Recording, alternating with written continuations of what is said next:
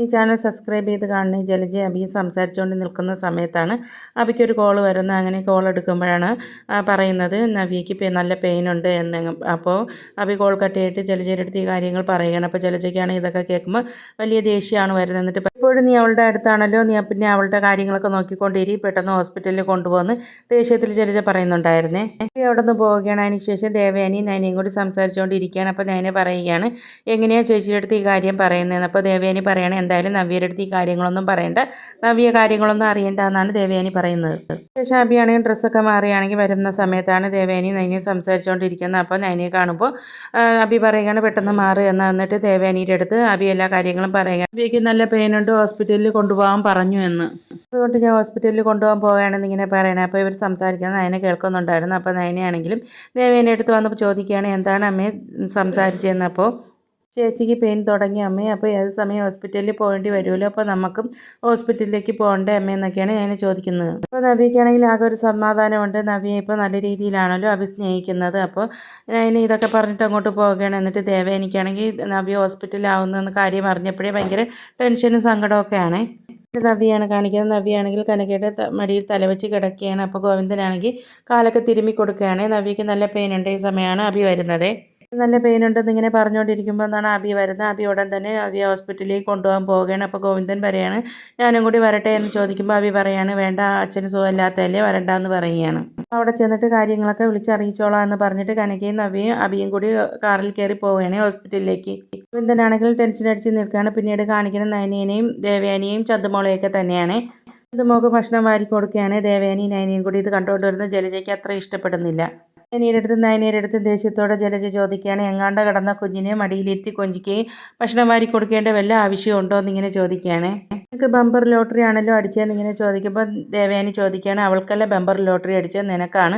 എങ്ങാണ്ടോ കിടന്ന നിന്നെയല്ലേ അച്ഛൻ ഇങ്ങോട്ട് കൊണ്ടുവന്ന് വളർത്തി ഇത്രയും വലുതാക്കിയതെന്ന്. അതിൻ്റെ ഒരു കരുണ പോലും നീ മറ്റുള്ളവരോടത്ത് കാണിക്കുന്നില്ലല്ലോ, നിനക്കല്ലേ അങ്ങനെയുള്ള കുട്ടികളുടെ അടുത്ത് കരുണ വരേണ്ടിയിരുന്നത്, എന്നിട്ട് നീ അങ്ങനെയൊക്കെ കാണിക്കുന്നില്ലല്ലോ. പിന്നീട് ജലജ ഓരോന്ന് പറയുന്നുണ്ടായിരുന്നേ ആ കുട്ടി ഭക്ഷണം കഴിക്കുന്നതിനെ കുറിച്ചൊക്കെ. കുട്ടി ഭക്ഷണം കഴിക്കുന്ന കണ്ടില്ലേ, ഇതുവരെ ഭക്ഷണം കഴിച്ചിട്ടില്ല എന്ന് തോന്നുന്നു, അത്രയ്ക്കുള്ള ആക്രാന്തത്തിലാണ് ഭക്ഷണം കഴിക്കുന്നതെന്ന് ഇങ്ങനെ പറയുമ്പോൾ ദേവയാനി പറയാണ് മോളെ കണ്ടാൽ പറയത്തൊന്നുമില്ല, ഭക്ഷണം കഴിക്കാതെ കിടന്നതെന്നൊന്ന്, എവിടെയോ നല്ല ഭക്ഷണം കഴിച്ചൊക്കെ കിടന്ന കുട്ടി തന്നെയാണെന്ന്. ഇങ്ങനെയായിട്ട് പോട്ടെ എന്ന് പറഞ്ഞ് ജലജ അവിടെ ദേഷ്യപ്പെട്ട് പോവുകയാണ്. അപ്പോൾ നയനയാണെങ്കിലും ചന്തുമോളടുത്ത് പറയുന്നുണ്ടായിരുന്നു മോൾ ഇതൊന്നും കേട്ട് പേടിക്കേണ്ട ആവശ്യമില്ല, മോൾക്ക് ഞങ്ങളൊക്കെ ഉണ്ടല്ലോ എന്നിങ്ങനെ പറയുകയാണ്.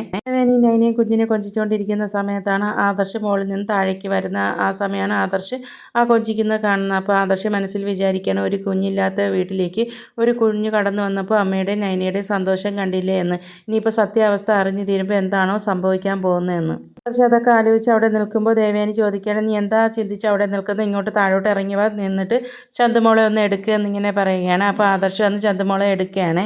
ആദർശ് കുഞ്ഞിൻ്റെ ചോദിക്കുകയാണ് മോൾക്ക് കളിപ്പാട്ടം വേണമെന്ന്. അപ്പോൾ കുഞ്ഞ് പറയാണ് എനിക്ക് കളിപ്പാട്ടം വേണമെന്ന്. അപ്പോൾ ഞാൻ പുറത്ത് പോയിട്ട് വന്നിട്ട് മോൾക്ക് കളിപ്പാട്ടം വാങ്ങിക്കൊണ്ട് വരാമെന്ന് പറയണം. അപ്പോൾ നയനെ ചോദിക്കുകയാണ് ഇതൊക്കെ കുഞ്ഞിൻ്റെ അടുത്ത് ചോദിച്ചിട്ട് വേണോ ആദർശേട്ട വാങ്ങിക്കൊടുക്കേണ്ടതെന്ന്. നയനെ മോളെയും കൊണ്ട് പുറത്തേക്ക് കളിക്കാൻ പോവുകയാണെന്ന് പറഞ്ഞ് നയനെ കുഞ്ഞിനെയും കൊണ്ട് പോവുകയാണ്. അപ്പോൾ ദേവയാനി പറയാണ് നയനയ്ക്ക് കുഞ്ഞുങ്ങളോട് ഭയങ്കര ഇഷ്ടമാണെന്നിങ്ങനെ പറയുകയാണ്. അപ്പോൾ ഇതൊക്കെ കേൾക്കുമ്പോൾ ആദർശിന് ഭയങ്കര സങ്കടമാവുകയാണ്.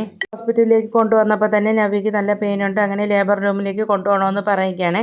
അപ്പോൾ ലേബർ റൂമിലേക്ക് കൊണ്ടുപോകാൻ നേരത്ത് അബിയെ കയ്യെ പിടിച്ചിട്ട് നവ്യ പറയുന്നുണ്ടായിരുന്നു നല്ല രീതിയിലൊന്ന് പ്രാർത്ഥിക്കണേ അബി എന്ന്. ലേബർ റൂമിൽ കൊണ്ടുപോകുമ്പോൾ അബിയാണെങ്കിൽ ടെൻഷൻ അടിച്ച് നിൽക്കുകയാണ്. ഇത് കാണുമ്പോൾ കനക പറയാണ് മോൻ ടെൻഷൻ അടിക്കേണ്ട ആവശ്യമില്ല, എല്ലാ പെൺകുട്ടികളും ഇങ്ങനെ തന്നെയാണ് എന്ന് പറഞ്ഞ് സമാധാനപ്പെടുത്തുകയാണ് കനക അബിയെ. അബിയാണെങ്കിലും പറയുന്നുണ്ടായിരുന്നു ലേബർ റൂമിൽ അവളെ കയറ്റുന്ന കണ്ടപ്പോൾ എനിക്ക് എന്തോ വല്ലാതെ വിഷമം തോന്നി എന്നിങ്ങനെ അബി പറയുന്നുണ്ടായിരുന്നു. അപ്പോൾ മോൻ പേടിക്കുകയെന്ന് വേണ്ടാന്ന് കനക അബിയെ സമാധാനപ്പെടുത്തുകയാണ്. അബി പറയുന്നുണ്ടായിരുന്നു അമ്മയ്ക്ക് ഇപ്പോഴും നവ്യയുടെ അടുത്ത് സ്നേഹമൊന്നുമില്ല, അമ്മയ്ക്ക് ഇപ്പോഴും നവ്യയുടെ അടുത്ത് ദേഷ്യം തന്നെയാണെന്നിങ്ങനെ പറയുമ്പോൾ കനക പറയാണ് അതൊന്നും കുഴപ്പമില്ല, മോൻ്റെ അമ്മ സ്നേഹിച്ചില്ലെങ്കിലും ഒരു കുഴപ്പമില്ല, മോന് ഇപ്പോൾ നവ്യയുടെ അടുത്ത് നല്ല സ്നേഹമാണല്ലോ, അത് മതിയെന്ന്. ഷാണയെ മുറിയിൽ വിഷമിച്ച് സങ്കടത്തിൽ ഇരിക്കുകയാണ്. ഈ സമയത്താണ് മുത്തശ്ശൻ കയറി വരുന്നത്. അപ്പോൾ ആദർശം പറയുകയാണ് നയന ഒരു തെറ്റ് ചെയ്തിട്ടുണ്ടായിരുന്നു, അപ്പോൾ അവൾ തുറന്ന് പറയാത്തതിലാണ് ഞാൻ ഒരുപാട് അവളെ സങ്കടപ്പെടുത്തിയത്. ഞങ്ങൾ രണ്ടുപേരും ഒരു തീരുമാനം എടുത്തു, ഞങ്ങളുടെ ജീവിതത്തിൽ എന്തുണ്ടായിരുന്നാലും അത് മറച്ചു വെക്കില്ല എന്ന്. അപ്പോൾ ഇനി ഈ കാര്യം ഞാൻ മറച്ചു വെച്ചാൽ ശരിയല്ല, അതുകൊണ്ട് എന്തായാലും ഈ കാര്യം ഞാൻ നയനയോട് തുറന്ന് പറയും മുത്തശ്ശ എന്ന് ആദർശ് പറയുകയാണ്. മുത്തശ്ശൻ പറയുകയാണ് നയനമോൾ ഒരു തെറ്റ് ചെയ്തപ്പോൾ നീ സങ്കടപ്പെടുത്തി, അത് ശരി തന്നെയാണ്, പക്ഷേ അതിലൊരു തെറ്റുണ്ടായിരുന്നു, അതുപോലെ അല്ലല്ലോ ഈ കാര്യം പറഞ്ഞിട്ടുണ്ടെങ്കിൽ വീട്ടിൽ വലിയ പൊട്ടിത്തെറി ഉണ്ടാകുമെന്ന്. സ്വന്തം ഭർത്താവിൽ മറ്റൊരു സ്ത്രീയിൽ ഒരു കുഞ്ഞുണ്ടായി എന്നറിയുമ്പോൾ ഒരു ഭാര്യയ്ക്കും അത് സഹിക്കാൻ കഴിയില്ല. ഏതൊരു ഭാര്യയ്ക്കും സഹിക്കാൻ കഴിയില്ല. അതുകൊണ്ട് മോള് അറിയാതെ ഇരിക്കുന്നതാണ് നല്ലത്. ഇപ്പോൾ ഈ കാര്യത്തിൻ്റെ സത്യാവസ്ഥ അന്വേഷിച്ചറിയാത്തത് ചന്തുമോൾ അടുത്ത് വരുമ്പോൾ ഒരു സമാധാനവും സന്തോഷവും കിട്ടും. അതുകൊണ്ടാണ് ഈ സത്യാവസ്ഥയെക്കുറിച്ച് കൂടുതൽ അന്വേഷിക്കാത്തതെന്ന്. എന്തായാലും നമുക്ക് സാവധാനം ഇതിൻ്റെ സത്യാവസ്ഥ കണ്ടുപിടിക്കാം. അതിനുശേഷം നയനയോട് പറഞ്ഞാൽ മതിയെന്ന് മുത്തശ്ശൻ പറയുകയാണ്. മുത്തശ്ശൻ്റെ തീരുമാനം ഇതാണ്. അപ്പോൾ ആദർശിൻ്റെ അടുത്ത് നയനയുടെ അടുത്ത് പറയേണ്ടെന്ന് പറയുകയാണ്. ഇത് ഇനി വീട്ടിലറിഞ്ഞാൽ വീട്ടിനകത്ത് വലിയൊരു പൊട്ടിത്തെറി ഉണ്ടാകും. അത് കുടുംബങ്ങൾ തമ്മിൽ പിരിയാനുള്ള കാരണമാകും. അതുകൊണ്ട് നയനയുടെ അടുത്ത് അറിയിക്കേണ്ട എന്നാണ് പറയുന്നത്. ആദർശനാണെങ്കിൽ നയനയുടെ അടുത്ത് ഈ കാര്യങ്ങൾ അറിയിക്കാൻ വേറെ നിവർത്തിയൊന്നുമില്ല. അതിന് ശേഷമാണെങ്കിൽ നന്ദുവിനെയാണ് കാണിക്കുന്നത്. നന്ദു ആണെങ്കിൽ അനി വാങ്ങി കൊടുത്ത ഡ്രസ്സൊക്കെയാണ് ഇട്ടുകൊണ്ട് നിൽക്കുന്നത്.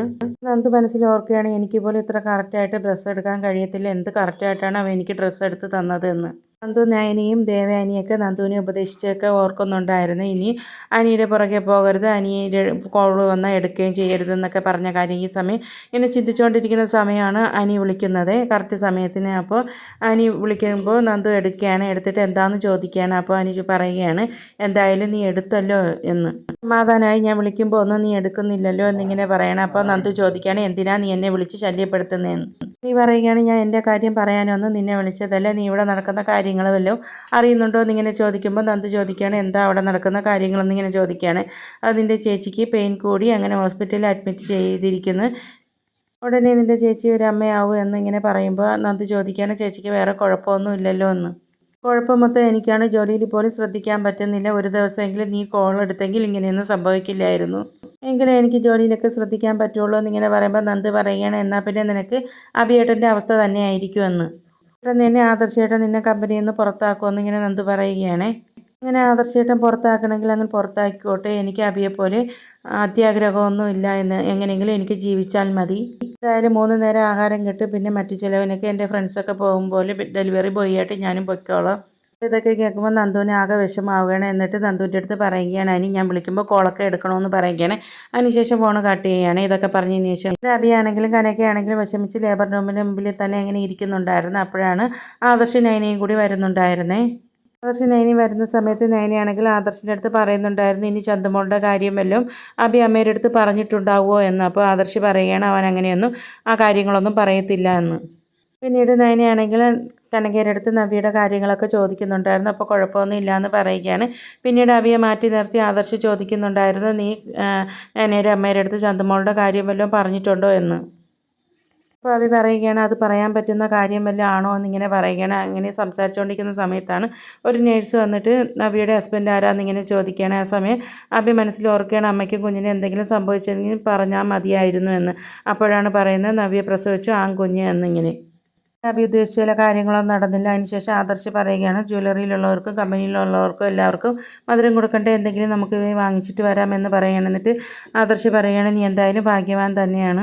മൂർത്തി മുത്തച്ഛൻ്റെ കൊച്ചുമക്കളിൽ നീയാണ് ആദ്യ അച്ഛനായത് ഇങ്ങനെ പറയണം. എന്നിട്ട് അവർ രണ്ടുപേരും കൂടി സ്വീറ്റ്സ് വാങ്ങിക്കാൻ വേണ്ടി പോവുകയാണ്. അപ്പോൾ അഭി പറയുകയാണ്, ഏട്ടൻ പറഞ്ഞതിലൊരു തിരുത്തുണ്ട്, മൂർത്തി മുത്തച്ഛൻ്റെ കൊച്ചുമകളിലെ ഏട്ടനാണ് ആദ്യ അച്ഛനായത് ഇങ്ങനെ പറയുകയാണ്. അപ്പോൾ ആദർശ് പറയുകയാണ്, കുഞ്ഞിനെ ഏറ്റെടുത്തെന്ന് വെച്ച് ആ കുഞ്ഞുമായിട്ട് എനിക്കൊരു ബന്ധവും ഇല്ല എന്നിങ്ങനെ പറയുകയാണ്. ഏട്ടനെ എൻ്റെ മുമ്പിലെങ്കിലും അതിനെക്കുറിച്ച് തുറന്ന് സമ്മതിക്കേണ്ടി വരുമെന്നിങ്ങനെ ആദർശിൻ്റെ അടുത്ത് കുത്തി കാണിച്ചുകൊണ്ടാണ് അഭി സംസാരിക്കുന്നത്. അപ്പോൾ ഇതൊക്കെ കേൾക്കുമ്പോൾ ആദർശിനാകെ ടെൻഷൻ ആവുന്നു. അപ്പോൾ ആദർശിനെ കാണിച്ചുകൊണ്ടാണ് ഇന്നത്തെ എപ്പിസോഡ് അവസാനിക്കുന്നത്.